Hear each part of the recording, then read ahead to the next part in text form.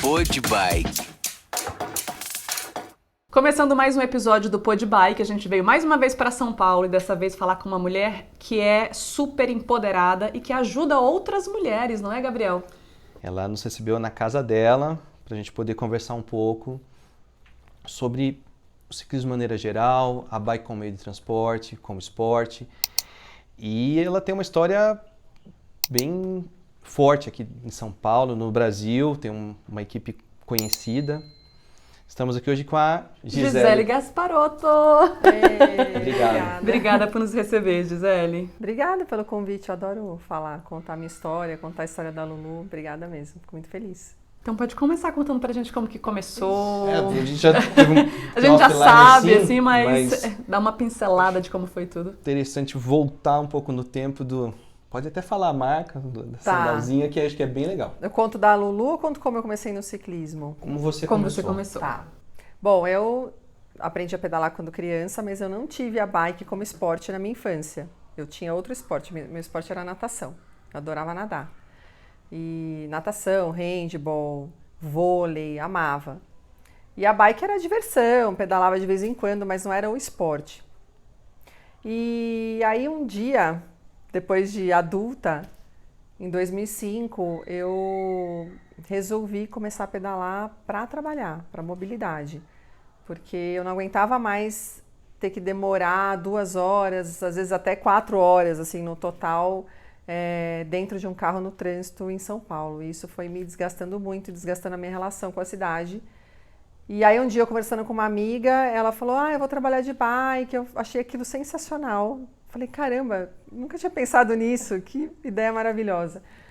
Aí fui lá, falei, não, e eu sou uma pessoa que assim, eu coloco uma coisa na cabeça, eu vou e faço. Eu não fico assim, vou ver, vou pensar. No mesmo dia entrei na internet, procurei uma bike, achei, bikezinha, né, que eu achava que era top. Assim. Bikezinha de supermercado, de supermercado.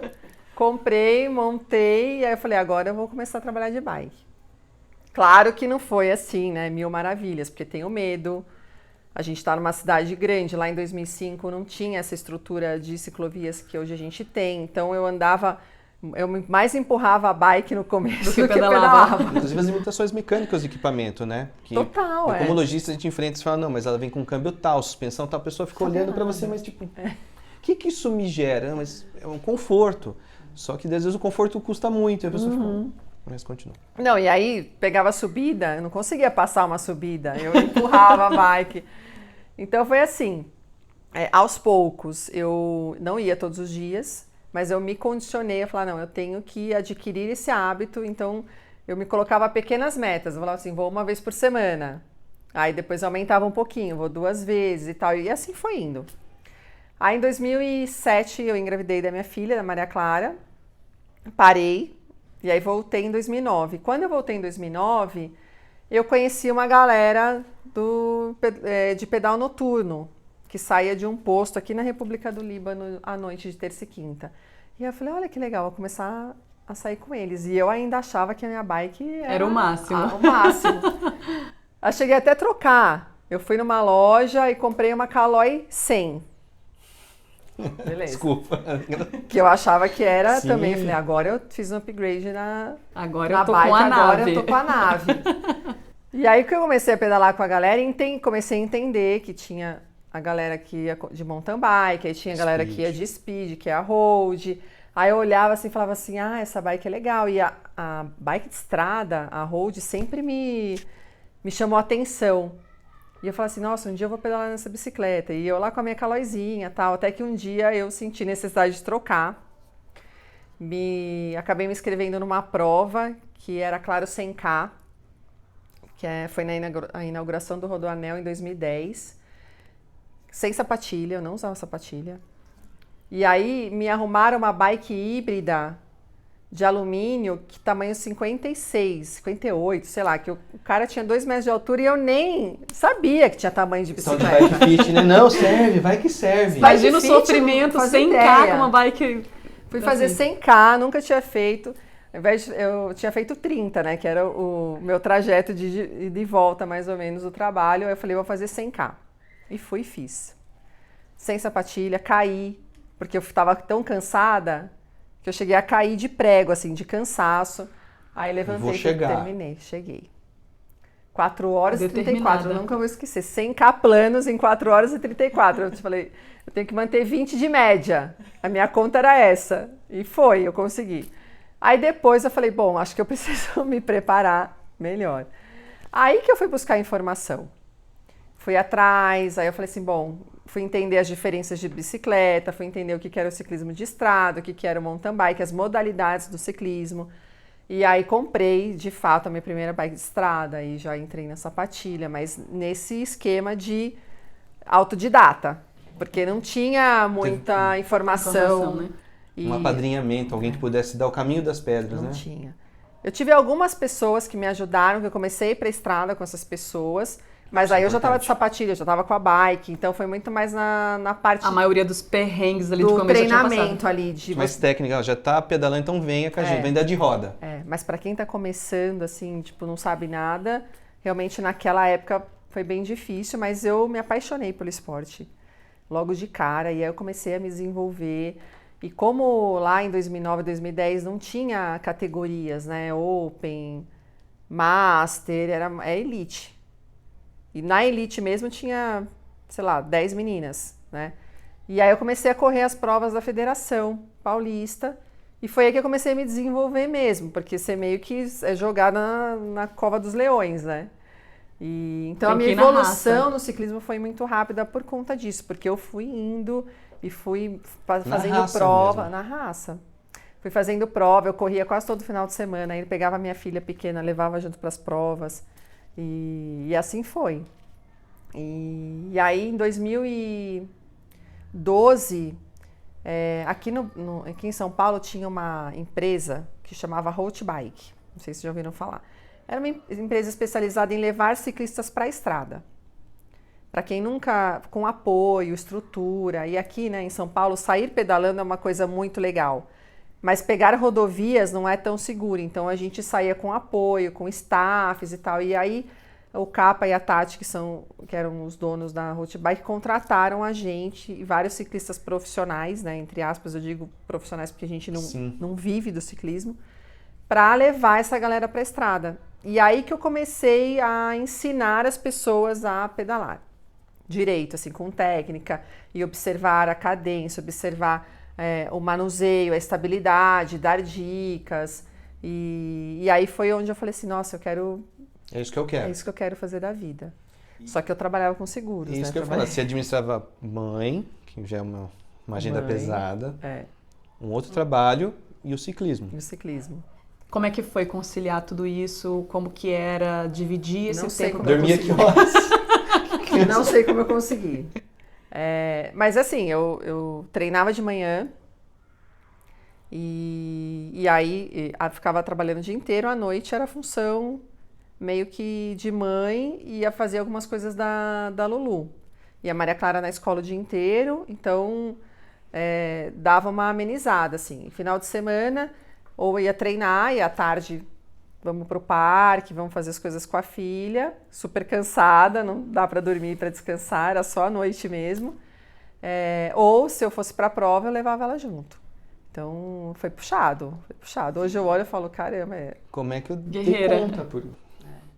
Porque o que mais me assusta é a maternidade junto com o ciclismo, assim, porque tudo consome demais. Energia, atenção. Tudo. Mas eu sempre fui muito daquela máxima de qualidade. Então, assim, quando eu estava com a minha filha, eram momentos de qualidade. Porque também não adianta você estar o dia inteiro com a sua filha ou com o seu filho não estando, e não dar atenção. Então, assim, quando eu estava com ela, eu estava com ela. E eu acho que isso faz diferença, né? Então, assim, eu não ficava muito tempo com ela o dia inteiro, mas quando eu ficava, eu dava atenção. Então, vamos fazer lição de escola, vamos jantar, vamos fazer as coisas, e aí tentava equilibrar dessa forma. Mas é difícil, chega uma hora que uns pratinhos começam a cair. E aí o pratinho que caiu foi o pratinho da Da bike. Da corretora. Não, da bike. Da bike, achei que já era. Foi o que menos fazia sentido na sua Que vida. naquele momento menos fazia sentido. Que eu comecei a fazer assim, não é isso que eu quero fazer. E aí você começa a não render mais ali na sua responsabilidade. A sua cabeça já não fica mais já ali, não né? fica mais ali. Uma desmotivação mesmo, eu acho, né? De muita coisa ao mesmo tempo, assim, o que faz menos sentido? Você não É consegue. o que te faz menos feliz, digamos assim, né? É. E aí você vai meio que empurrando, né? Porque também é onde você tem estabilidade financeira, então você não pode largar, não pode chutar. Simplesmente Então, abandonar. então eu ficava administrando aquilo. E aí, em 2016, foi meu último ano na Memorial. Corri na Memorial de Santos. E aí, no final de 2016, o Ronaldo, que é o meu treinador e é meu sócio na Lulu 5, ele me chamou para uma conversa, falou: Gisele, você não pensa em fazer nada para o ciclismo feminino? Eu falei, eu faço, eu penso, eu escrevo, eu já tinha um movimento, né, de ciclismo feminino anterior à Lulu. Inclusive, em 2014, eu montei uma equipe feminina para correr uma volta ao CI, que é a volta da Costa Rica. A gente conseguiu pegar, tipo uma seleção, eu consegui o convite da Costa Rica, da organização, e aí eu falei, bom, legal, agora eu preciso de uma equipe. Começou a ligar para as meninas. Aí eu liguei para Polegatti, liguei para Camila Coelho na época, para Babi, para Jimena Stocco, eu e... Nossa, quem foi? E a Giovana Corsi. E cada uma era de uma equipe. A Ana era da Memorial, a Camila, a Giovana de Rio Claro, a Jimena de Indaiatuba. E aí a gente conseguiu liberação de todas as equipes. Então a gente foi como uma seleção para a volta da Costa Rica. E aí a gente correu essa volta. Então eu já estava fazendo um movimento no ciclismo feminino, mas muito mais pensando no ciclismo profissional. De formar equipe, de ter uma... Um nível alto, né? E pensando no ciclismo profissional, eu não pensava tanto no ciclismo amador. E aí em 2016 eu comecei a pensar no ciclismo amador. Eu falei, gente, por que as mulheres não pedalam? Por que tem poucas mulheres pedalando hoje? Porque nos pelotas que eu acredito que você ia, majoritariamente masculino. Com certeza, eram poucas mulheres. E aí eu falei, deixa eu pensar um pouco sobre isso. Aí eu falei assim, acho que é medo, acho que é insegurança, falta de acolhimento. Por quê? Porque a gente vem de uma cultura patriarcal, machista, onde a mulher foi ensinada a, não, isso não é para você, isso não é coisa de menina, isso não é coisa de mulher. E o esporte, em si, o universo já é machista. Então eu falei assim, acho que ela não se sente capaz. Muitas vezes ela não se sente capaz. Tem vontade, mas não tem incentivo e acha que não vai conseguir, né? Acha que não vai conseguir, tem medo de errar. A gente tem medo de errar, né? Porque a gente não aceita que a gente erra. O homem erra e tá tudo bem, a mulher erra e fica se martirizando. E aí entra aquela coisa da incapacidade. Então, eu comecei a pensar como mulher, né? Apesar de eu não ter tido essas barreiras, mas eu não tive, porque eu vim do esporte, né? Eu sempre fiz esporte desde criança e nem todas as mulheres tiveram essa oportunidade. E aí eu pensei nisso, eu falei, eu acho que elas precisam de alguém que acolha elas e fale, vem cá que eu vou te pegar na mão, te dar a mão e te ajudar a caminhar. E aí foi quando eu fundei a Lulu 5. E a Lulu 5 nesse início era para técnica, pura técnica. Queria ensinar técnica para as mulheres. Voltado para ciclistas amadoras. Amadoras, mas que já pedalavam. Tá. Eu não tinha ainda olhado esse mercado da iniciação. Tá. Então eu pegava assim, mulheres fortes, falava, não, elas pedalam, mas elas não têm técnica. Elas não sabem descer direito, não sabem fazer curva direito. Girar. Não sabem fazer sprint direito, andar no pelote. E aí eu comecei a chamar essas mulheres, pela minha experiência já na elite, e comecei a dar aula de técnica. Depois de uns 2, 3 meses, o boca a boca, algumas mulheres começaram a me procurar para começar a pedalar. E elas não pedalavam. Aí eu falei, olha aí, que mercado interessante. Muito, né? Tem mulheres que não pedalam e querem pedalar. E aí eu comecei a trabalhar minha linguagem, a nossa comunicação pro público iniciante. E foi onde a Lulu meio que explodiu. porque começou muita mulher a procurar a gente para começar a pedalar. Só que um dos empecilhos é financeiro, porque acho que é o maior deles até, né? Tirando a questão do medo e da achar que é incapaz, é um investimento. Porque é um investimento alto, né? A gente está falando de bike, de sapatilha, de capacete, de uniforme, de um monte de coisa, de GPS e tal. E aí a gente fez uma parceria em 2019, que foi com o Specialized, e onde eles emprestavam a bike pra gente. Eles deram 8 bikes pra gente poder emprestar para as alunas fazerem o nosso curso de iniciação. E aí isso foi o que realmente deu o boom, assim, das pessoas começarem a conhecer, a divulgar, e a gente começou a ter bastante procura nesse curso de iniciação. E também quebrou a barreira do investimento, porque depois que a mulher experimenta, a chance dela continuar é muito maior. Tem que fazer sentido para a pessoa o investimento, né? Você entra numa loja e fala, vou gastar X numa bicicleta, mas eu não sei nem se eu vou gostar. É muito difícil. Coisa que elas falam. Não sei se eu vou gostar. E é muito difícil não gostar, né? É muito difícil não gostar.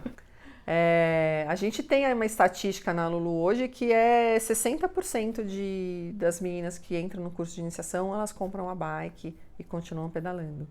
É bastante, assim. As que não continuam é por questões de horário, por questões de trabalho, enfim, a maioria dá um jeito e começa no esporte. E aí depois de um tempo a gente saiu também, porque a gente quis criar a comunidade. Uma coisa que é muito forte na Lulu hoje é a rede de apoio. Porque a gente está falando de 190 mulheres, que são 190 alunas, e toda a nossa equipe são mulheres, as professoras, as treinadoras. 100% feminino. 100%. A nossa área administrativa, a nossa designer, nossas mídias sociais são todas mulheres. Então se formou uma rede de apoio. Então isso é muito importante para a gente. Então a gente tinha que reter essa comunidade. Não adianta só eu dar aula de técnica e aí, agora eu vou treinar, vou para outra assessoria. E aí a gente começou também a passar treinamento. E aí formou-se essa comunidade.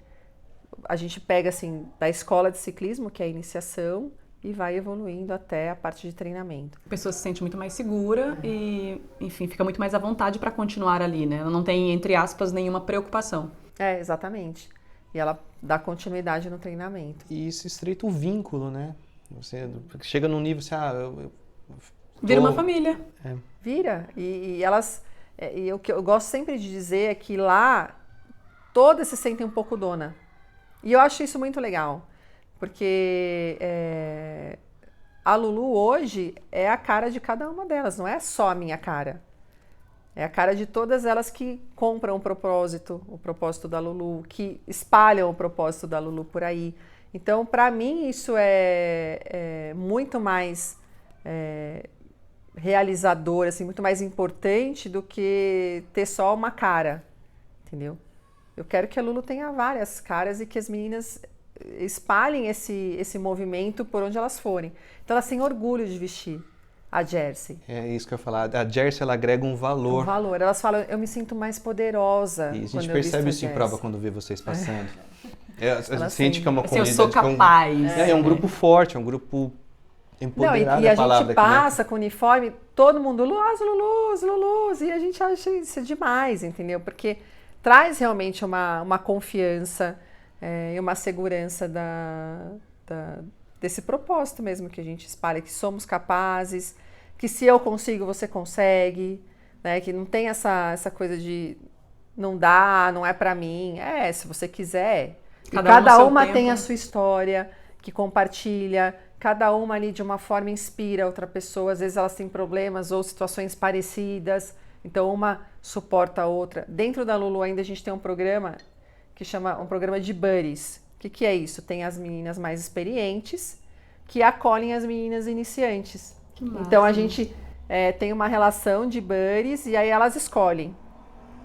Eu quero que a minha buddy seja a Bia, eu quero que seja a Monize. E aí elas vão se conversando, marcam café, marcam pedal juntas. Então essa integração fica muito mais fácil.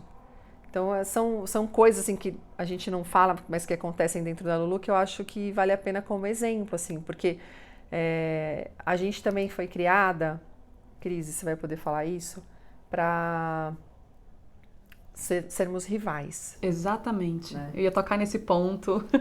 Nós somos criadas para sermos rivais, então a gente normalmente vê uma outra mulher, não, ela é minha rival.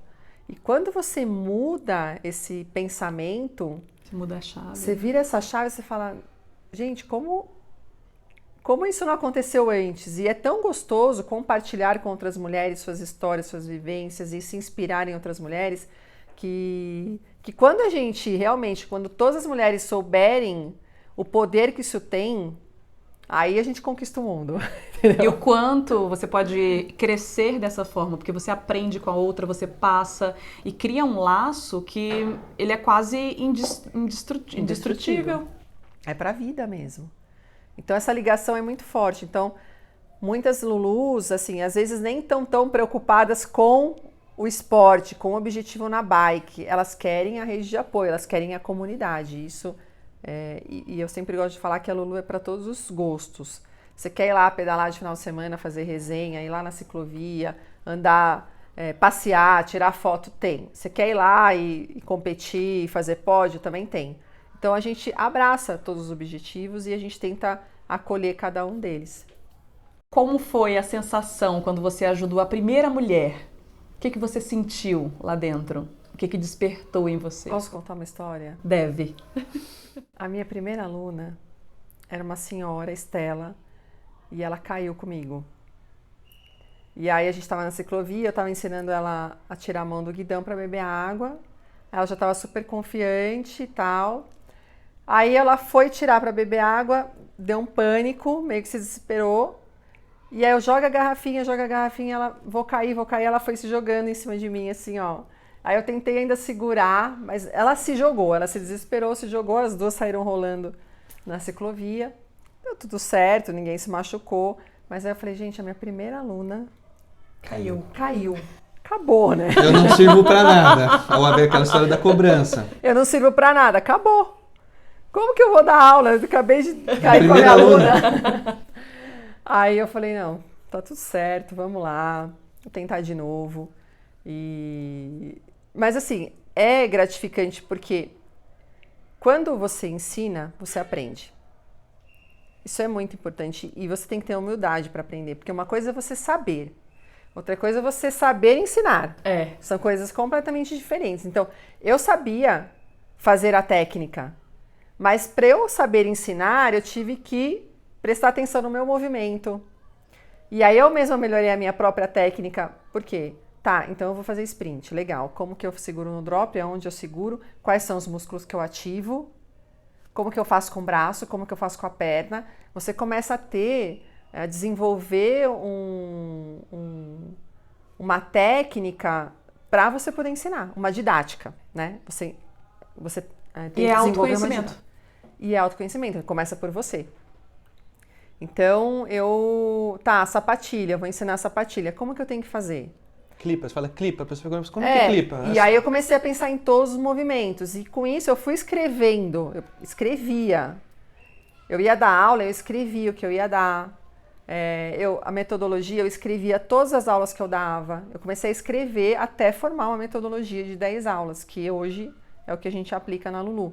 Então é um curso, a gente tem da aula 1 até a aula 10. Não é que é assim aleatório, a gente já tem tudo escrito, o que vai fazer, qual é a sequência, como vai ensinar, como vai passar. Claro que cada professora tem a sua forma, mas a metodologia é a mesma. Então, você precisa realmente olhar para si e falar assim, eu não sei tudo, né? Eu não sei tudo, eu preciso aprender a ensinar. Então, eu já tive esse problema de queda, já tive uma aluna que foi colocar a mão para pegar a garrafinha, enfiou a mão na roda, cortou o dedo. E aí eu falava, tá, então a gente precisa corrigir isso agora. Não põe a mão na roda. Então, cada aula, cada experiência que eu tinha com uma aluna era um aprendizado. E eu absorvia e falava, tá, agora eu tenho que falar isso. Porque às vezes não, o óbvio tem que ser dito. Às vezes pra gente o que é óbvio não é pro outro. Não é. E aí você tem que também entender quando a pessoa tem dificuldade, por fraqueza muscular, ou porque ela realmente não tem consciência corporal. Então você começa a desenvolver também um olhar muito técnico e apurado para você entender qual é o motivo da pessoa não conseguir fazer determinado exercício. E isso é com o tempo. É o tempo, vivência. Ou mesmo bloqueios psicológicos, né? Total, de traumas. bloqueios psicológicos Porque às também. vezes a pessoa está em forma, ela não consegue fazer coisas e fala, não, mas como assim? Você está em forma e não consegue performar. E aí, nós tivemos outros com nutricionista, com um preparador físico, assim, e a gente vê que a mudança do hábito que você falou, né? Faz toda a diferença. É o diferencial. É o diferencial, E um outro detalhe, a gente falando aí agora, aliás, a gente não você, né? Falando sobre essa diferença, observar a dificuldade de um, a dificuldade do outro. Eu acho que esse é um ponto também que deve pegar muito as mulheres em especial. Tá ali junto e tá observando que alguém aprendeu mais rápido, tem um processo mais rápido, a palavra é essa, né? Então, assim, eu tenho dificuldade aqui, a outra pessoa não tem. Então, isso mexe com a cabeça da pessoa também. Então, tem que ter esse olhar sobre isso também para não deixar que a pessoa desista porque fez uma comparação. Você tocou num ponto muito importante, porque na primeira aula, o nosso curso de iniciação é uma aula teórica. E tem um slide que eu coloco assim, se compare com você mesmo. Por quê? Porque acontece, comparação é inevitável. Só que eu falo, não é justo com você se comparar com outra pessoa. Porque a outra pessoa tem uma vivência diferente da sua. Você não sabe o que ela já viveu no esporte. Você não sabe o que ela... se ela tem mais condições financeiras ou de condicionamento, ou para descansar. Às vezes ela consegue descansar mais, às vezes ela consegue treinar mais tempo. Né? Você não sabe. Então, assim, olha para você ontem e olha para você hoje. Sempre se compare com você. Isso é uma coisa que a gente bate muito na tecla. Apesar de ser inevitável, a gente fica sempre frisando isso e relembrando. Quando elas começam, mas eu não... Se compare com você. Assim. O ciclismo, os esportes de maneira geral, né? Mas o ciclismo é bem competitivo, né? E essa parte é difícil de administrar. Administrar o ego, pessoas, né? Os egos. O ego, e a gente volta ao ponto da mulher eu não posso fracassar, já eu tenho que inferior. fazer. Exatamente. Então é um trabalho que a gente faz todo dia, diário. Começa a comparação, a gente chama, fala, se compare com você. Vamos lá, cada uma no seu ritmo, cada uma tem um momento, né? Eu vou fazer uma pergunta que eu acho que é interessante. Existem as ciclistas que foram para lá porque o marido já pedalava e não tinha paciência nenhuma para ajudar? Sim, com certeza. Porque como lojista dá para ver isso, assim. Vou pedalar com minha esposa, só que, troca a marcha, faz não sei o que lá. Não tem paciência para ensinar. Tem. Não, várias que chegaram por conta disso. Alguns até boicotavam, assim, não queria que a mulher fosse, e a gente insistindo até que ela foi. Mas assim, depois ela se liberta, né? Eu tenho uma aluna, a Bia, inclusive a Bia já tem acho que 3 ou 4 anos de Lulu. Ela chegou lá e aí ela entrou para fazer o curso e aí ela falava assim, mas meu marido falou isso, isso e isso. Mas meu marido falou isso, isso e isso. Aí eu falei assim, Bia, vamos combinar uma coisa? Reseta. Tudo que seu marido falou, esquece. Presta atenção aqui, o que eu falar, porque assim, cada um vai ter... É igual quando você vai comprar bike. Você vai numa loja, vai em outra, cada um vai falar uma coisa. Igual técnica, eu limpo a minha bike assim, outro não, tem que limpar assim. Eu passo óleo na corrente então, assim. Você tá aqui, né? Você tá segue aqui, a cartilha. Segue o que a gente tá falando. Esquece o que seu marido tá falando. Ela brinca comigo até hoje, fala que o marido dela, ela falou isso pra ele, ela fala que até hoje ele brinca, faz o que a Gisele tá falando, tal. Mas acontece e é difícil, as pessoas não têm paciência mesmo, porque é igual quando o pai vai ensinar o filho a tirar rodinha. A gente também tira rodinha de criança, a gente faz algumas clínicas para criança, tal. E essa relação, quando é muito próxima, muito íntima, sempre tem, né? Vem carregada de muita coisa. Vem com a emoção, então às vezes a pessoa não sabe nem ajudar, ela quer que a pessoa aprenda, mas ela nem sabe como fazer. E como tem a Às vezes intimidade, existe a intenção. Existe a intenção, a boa intenção mas existe. não rola. Não rola. Então, eu acho até bom que eles não tentem ensinar. Manda pra cá. Fica mais fácil, né? E às vezes eles aprendem do jeito errado também. Tem esse né? ponto. E aí passa errado, e aí depois a gente tem que corrigir. Desconstruir para construir de novo. Voltando falando também, não tanto, porque o ciclismo de estrada, pelo menos, quando eu comecei lá na cidade, também era assim, tipo, não tinha... Você comprava bike, tá, tô com a minha speed, onde eu vou andar? Você vai andar com fulano e beltrano. 5 quilômetros, o cara já... Você já não via mais ninguém. Como é que eu subo aqui? Que marcha que eu uso? Sozinho. Você tinha que ficar copiando. Sozinho na Anguera, na Bandeirantes, tipo... Nossa, que eu já fiquei sozinha no Rodoanel. Sabe, é um negócio eu saía assim com os amigos e eles me largavam. É isso louco, né? desmotiva. Porque sabe, e quando até você achar parceiros ou pessoas dispostas ou disponíveis, né? Fala, não, vou com você. Se precisar, eu vou te empurrar, sabe? Ó, tá muito forte, gira mais leve. Dando dicas, né? É uma coisa assim, eu acho que o ciclo de maneira geral, eu acho que tem mudado. Eu também acho, mudou bastante.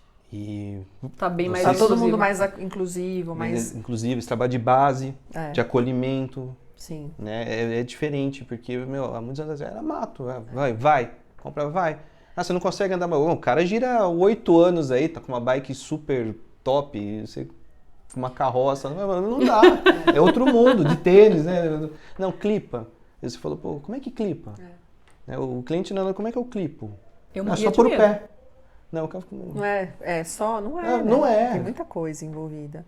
E eu gosto de dizer, eu tenho orgulho em falar que a Lulu, ela mudou o conceito das assessorias, pelo menos aqui em São Paulo, porque aqui, eu tô falando porque é o mercado que eu conheço, eu não sei como que é em outras regiões, mas deve ser parecido. Quando você queria começar a pedalar, a treinar, não tinha técnica. Não existia aula de técnica, como existe em outros esportes. Por exemplo, você vai fazer natação, eu vim da natação, eu fazia educativo de natação toda semana. Só batendo perna. Batendo perna, batendo braço, a boia lá, o flutuador. Toda semana tinha educativo. Assessoria de corrida, se você vai, sempre tem educativo de corrida. E aí eu falava, gente, por que na bike as pessoas não fazem, não se preocupam com isso? Por quê? Porque vem da infância, aquela coisa lúdica, de brincadeira. E aí quando vai para o esporte, acha que é igual. E não é. E aí você vai ver a pessoa fazendo uma curva, ou trabalhando os freios, ou vendo estabilidade. E aí você fala, precisa de técnica, e todo mundo precisa. Todo mundo precisa. Os homens, as mulheres, todo mundo. Só que, geralmente, quem procura mais porque está mais insegura é a mulher. Entendeu? Poucos homens. Eu já tive alguns homens que procuraram aula de técnica, que foram triatletas, e eu me senti super feliz, assim, porque eu falei, caramba, que legal que eles estão procurando técnica. Eram 3 triatletas e eles queriam melhorar a técnica de curva, de descida e tal, e eles me chamaram, eu dei várias aulas para eles e para ajudá-los, mas assim, é muito difícil o homem que procura técnica. Por causa do ego, porque você vai no pelote, os caras, todo mundo é profissional. Todo mundo pedala muito, todo mundo é super forte. E aí os caras saem pelo lado errado, joga a garrafa onde não é pra jogar, não dá sinal de bura, não dá sinal de nada. E você tem que ficar adivinhando o que vai acontecer. Porque aí todo entra mundo na competitividade novamente.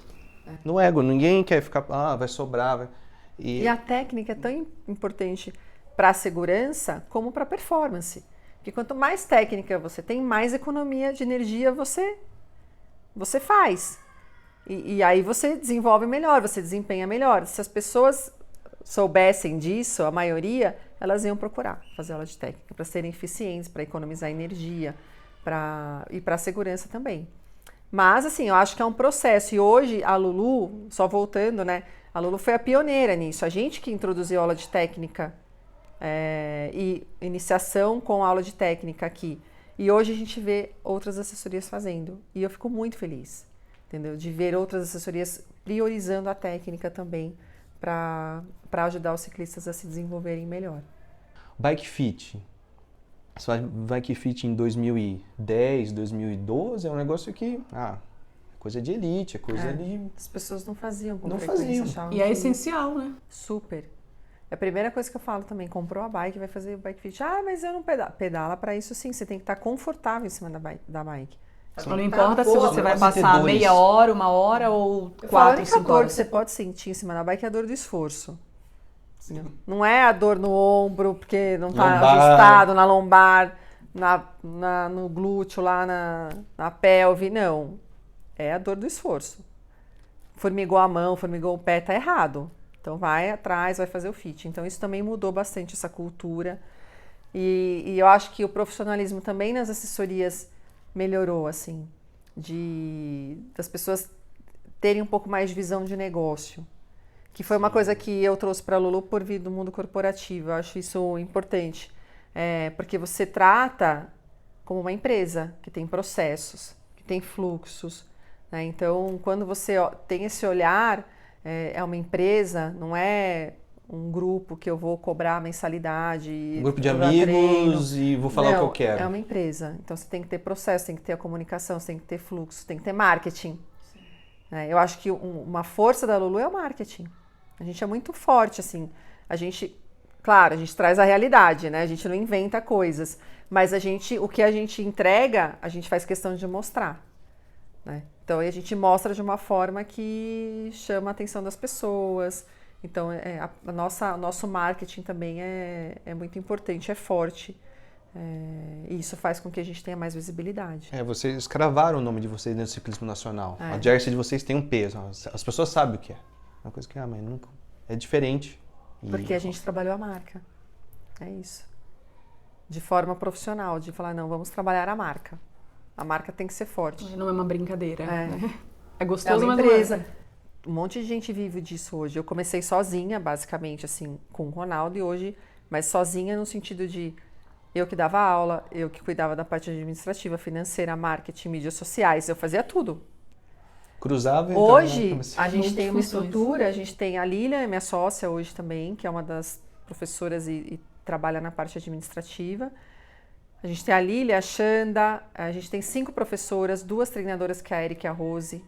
A gente tem mídias sociais, que é a Mariana, a gente tem a designer, que é a Camilinha.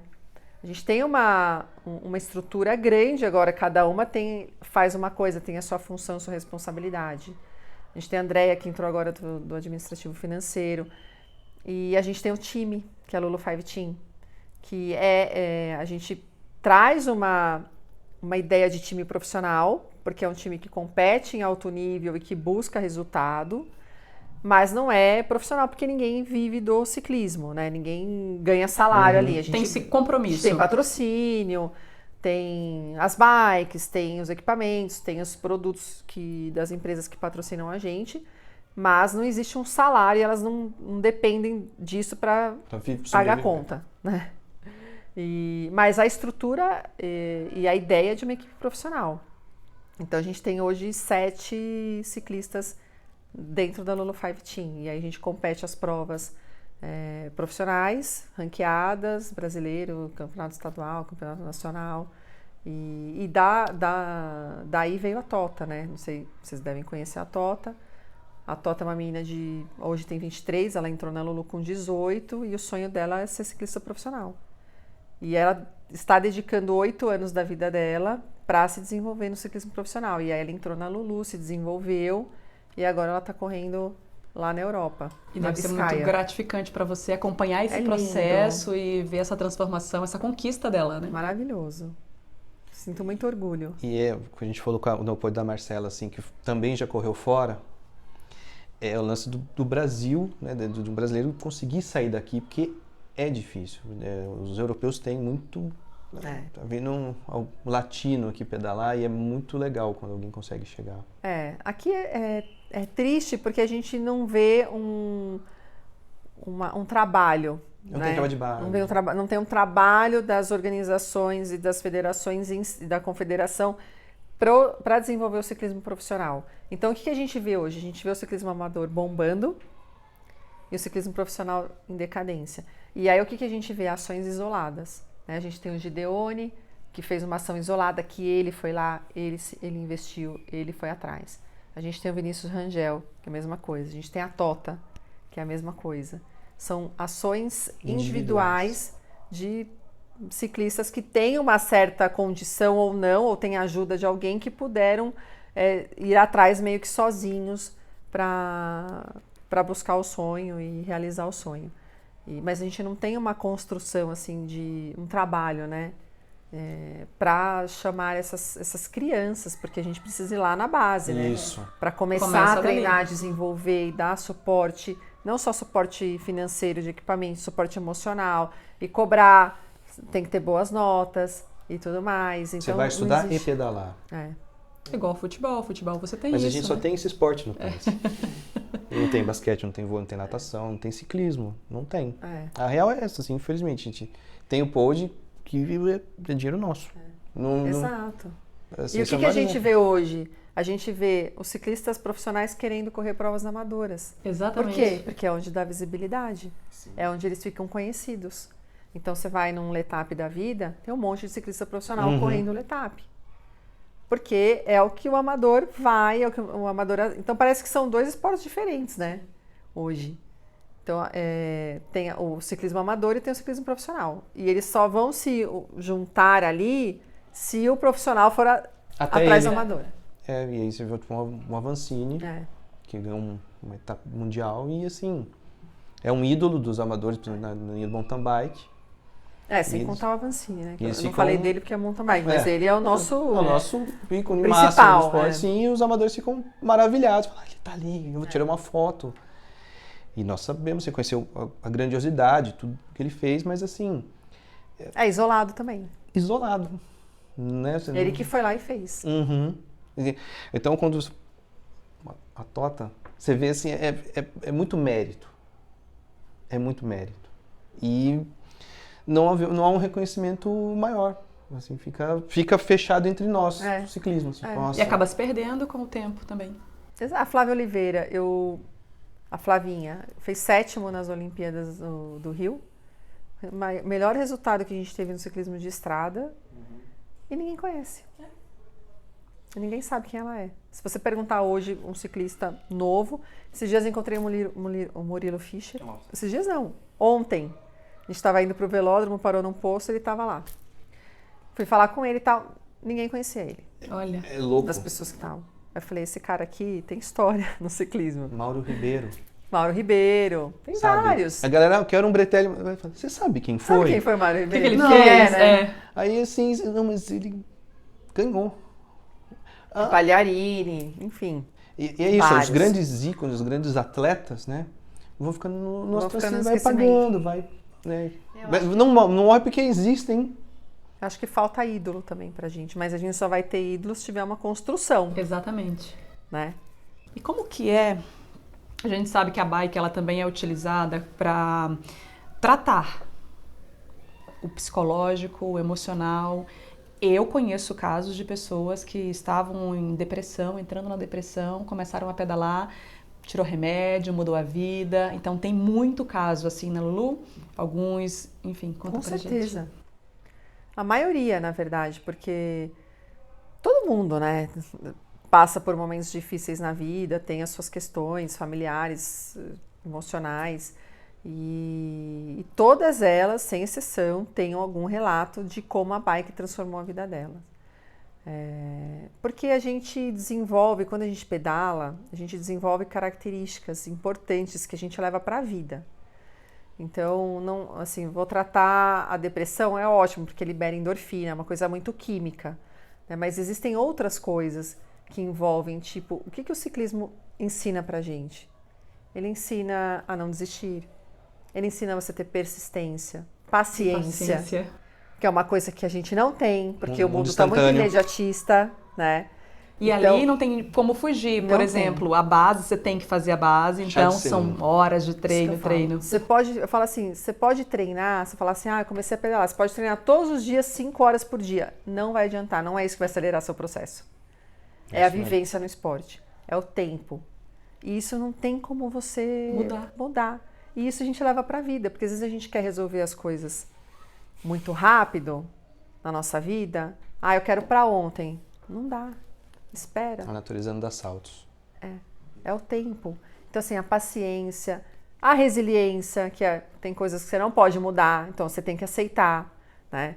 E o ciclismo vai ensinando isso pra gente. Cada vez que a gente vai subir uma montanha ou vai passar por um processo, assim, de evolução, a gente tem altos e baixos. E o ciclismo é igual, né? Tem dia que você está super bem, tem dia que você não consegue pedalar 10 por hora. E você tem que aceitar isso. E aí você tem que, amanhã é um novo dia, uma nova oportunidade. Que eu vou fazer diferente, eu vou fazer melhor, ou não. Enfim, e isso é um espelho da vida, né? Das nossas relações. Inclusive do nosso trabalho. aceitar a imperfeição. Aceitar características, isso é muito importante, porque quando a gente está no ciclismo, a gente quer ser bom em tudo. A gente quer subir bem, a gente quer descer bem, a gente quer fazer bem o plano, a gente quer ser velocista, quer sprintar. Você não aceita que você vai ser melhor em alguma coisa. Você é melhor em alguma coisa e pior em outra, e que tá tudo bem.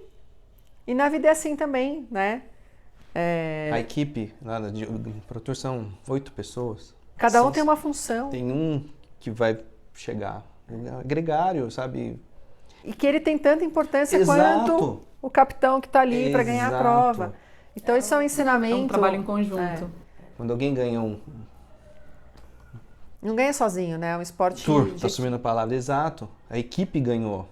E o capitão sabe reconhecer isso. É isso. É o bom capitão, o bom líder, né? E as equipes também reconhecem os bons gregários, né? Exato. Então, é isso, né? A pessoa entra muito assim, não, eu quero ganhar. Ganhar de quem? Por que você quer provar?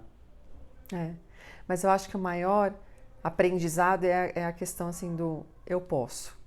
Quando você entende que você pode qualquer coisa, isso muda, vira uma chave.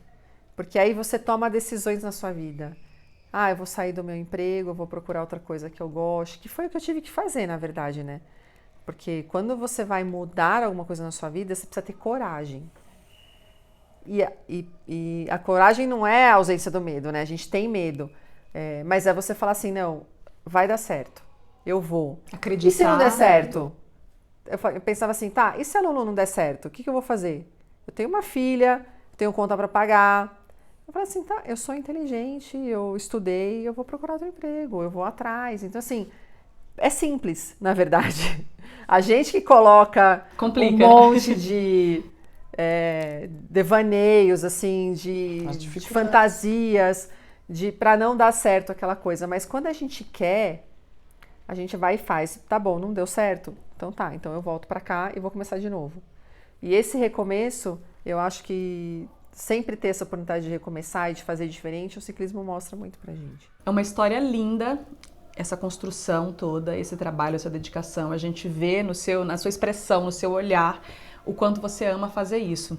E, qual foi o seu maior aprendizado com tudo isso? Era o que você esperava? Acho que sim, né? Porque tá visível. Sabe que não? Não? Não. Eu nunca pensei... Eu vivi esse sonho, eu fui vivendo e realizando o sonho ao mesmo tempo.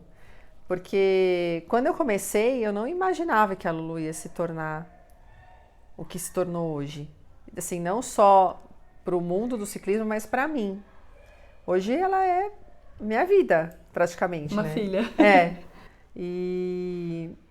Mas no começo eu não tinha não planejei isso, as coisas foram acontecendo. Sabe quando parece que é um chamado? Sim. Que vai indo, e eu fui fazendo e fui executando, e as coisas foram acontecendo conforme eu fui executando, e a gente foi lidando no dia a dia da Lulu.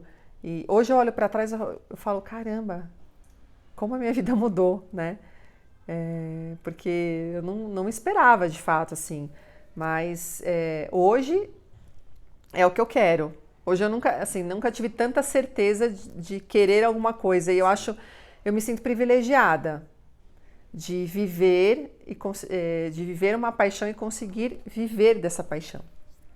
Porque poucas pessoas conseguem isso. Isso é verdade. Né? Então eu me sinto privilegiada, e todas as pessoas que me procuram para perguntar como você fez, eu quero fazer também. Eu faço questão de ajudar e de dar um pouco da minha experiência, um pouco que eu aprendi ao longo desses anos com a Lulu, porque você saber qual é o seu propósito na vida é o maior sonho que eu posso realizar, que eu podia ter realizado, assim, eu ter a certeza de qual é o meu propósito, o que eu vim fazer aqui no mundo, qual é a minha missão, entendeu? E eu sei que é isso, hoje eu sei que é isso, então eu tenho certeza absoluta do que eu quero e do que eu quero construir na Lulu. Não tem mais nada para perguntar. Muito legal. Que história linda. Parabéns, Obrigada. parabéns pela dedicação, parabéns pelo trabalho e por ter esse amor que você tem, que a gente sente, é visível esse amor todo. Então, parabéns mesmo. Obrigada. E mais uma Agradeço o seu vez, muito obrigada. Foi obrigada uma a honra vocês. gigantesca Adorei. fazer esse programa com você, Pode me você nos chamar mais receber. vezes. Ai, que bom! Eu adoro falar. Obrigado. Obrigada a vocês, adorei. Ai, que bom. Ai, eu quero dar um abraço. Vamos pôr, a gente pode abraçar. Pod Bike.